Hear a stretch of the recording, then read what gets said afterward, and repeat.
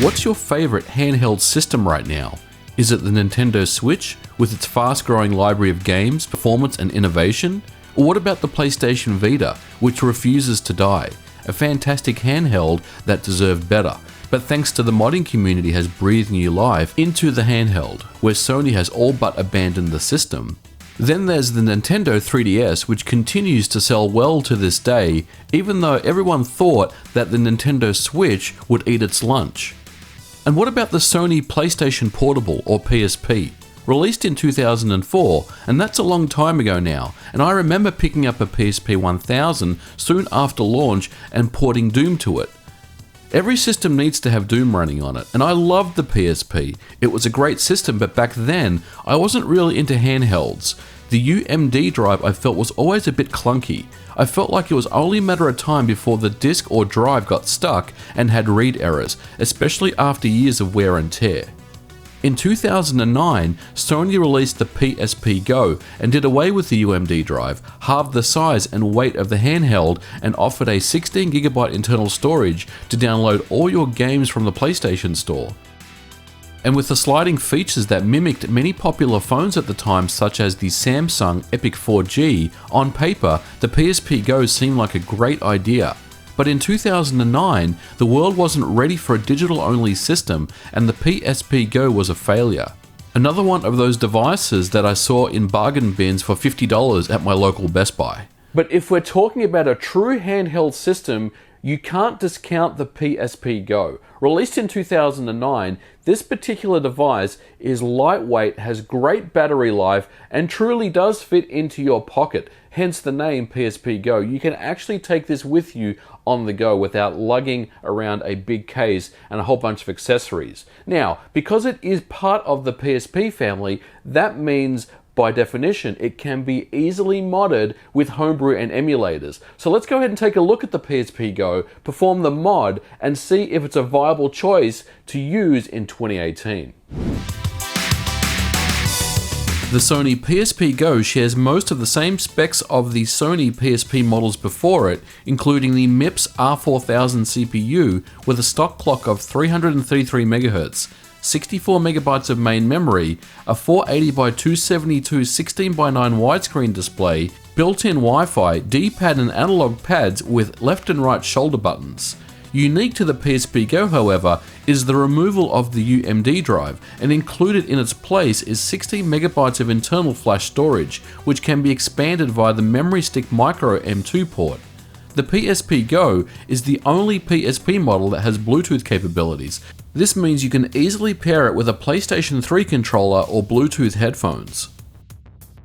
Modding the PSP Go like any PSP is trivial, but if you haven't done it before, follow these instructions. For the PSP Go, make sure you have a USB cable that connects from the multi-use output on the PSP Go to your Windows PC. And then on your PSP system settings, enable USB. This will mount the internal PSP's 16GB of storage as a drive in Windows. Now, in order to mod your PSP Go, we will need to install a custom firmware onto the system. This is trivial to do. The website known as wololo.net has a simple and easy to follow guide to do this. But first of all, we need to check to see what firmware our PSP is running. If it's not running firmware 6.60, you will need to update the firmware onto this version.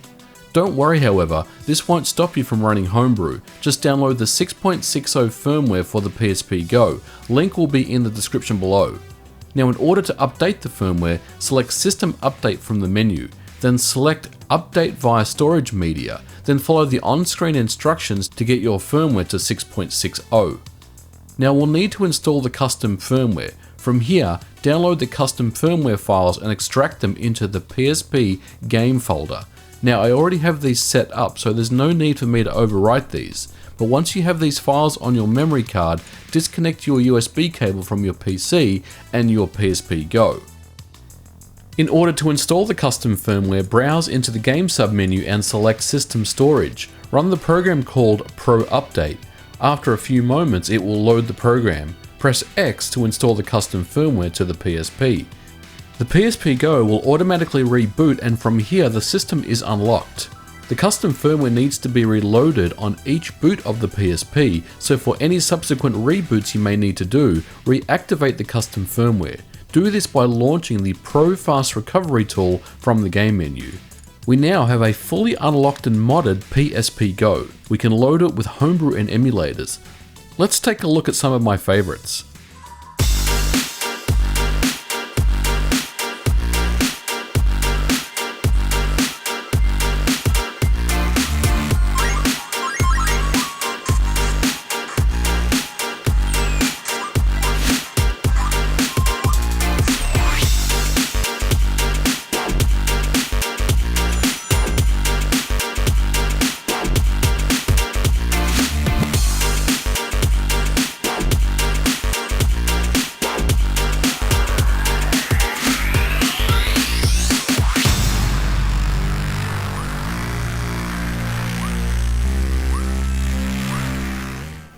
In general, most 8 and 16-bit consoles are emulated very well with Game Boy Advance, Super NES, Sega Genesis and PC Engine all very well represented.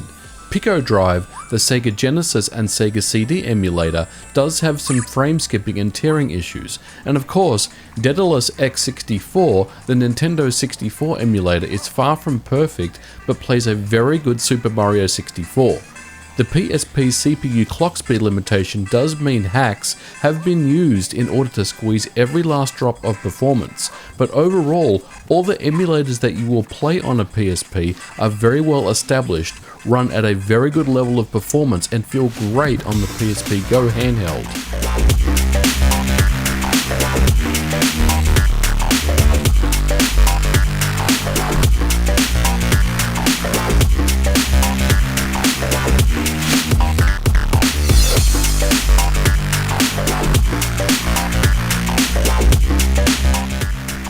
One other unique feature of the PSP Go is the ability to connect up component cables to connect the PSP Go to a TV display or capture device. Now of course you could use a PlayStation Vita TV or PS TV to perform the same thing, but this is a native capture. The component cables aren't too expensive. I got a new old stock set for $25. To set this up, plug in the cable and select Connected Display Settings in the PSP menu. Then select Switch Video Output to output to the component cables. Be aware, however, that once you use the component cables, the image is not displayed on the PSP Go, and there is no way of duplicating the image. And here's a quick look at some screen captures through the component cables. Let me know what you think.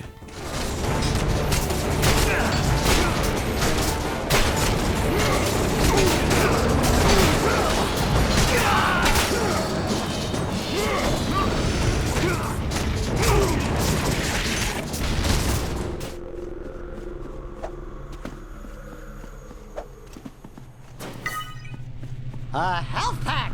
Ooh, bet you never guessed that one.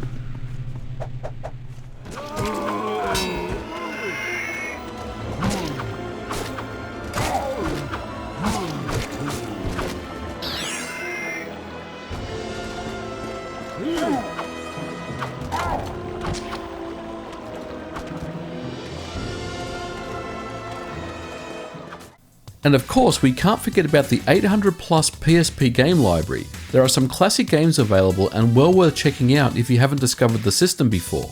And don't forget the PlayStation 1 games are also supported and look and run great on the PSP Go.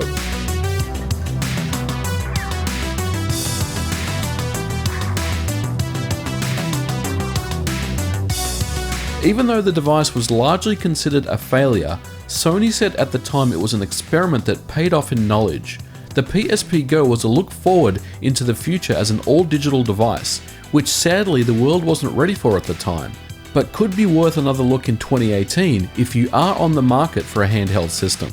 So if you are looking for a handheld in 2018, but you don't want to spend the dollars on a Nintendo Switch, or you don't really want to spend $150 on a Vita or a 3DS, then check out the PSP Go. Obviously, it's a couple of generations older than the current line of hardware that we have today, but it's still a very viable option in 2018. Due to the fact that you can play PS1 games, the amazing library of PSP games, your favorite ROMs and emulators, and get a good 5 to 6 hours of solid battery life out of one of these units really means that this is a truly portable handheld and one that is not to be discounted as a viable option in 2018. Now for me, I love the PSP Go and I love my PlayStation Vita, and I'm finding myself kind of flip-flopping between both as the one that is truly my favorite handheld. Now I will say that the Vita probably is my favorite handheld right now, but I do have a lot of love for the PSP Go,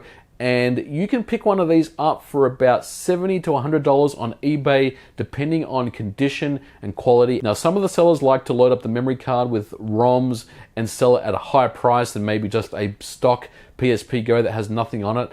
But it's really up to you about how much investment you want to put in. But I would say take a look at the PSP Go. It's an awesome handheld to use, and definitely one for me that is viable to use in 2018. Well guys, I'm gonna leave it at that for this video. Let me know what you thought about it in the comments below.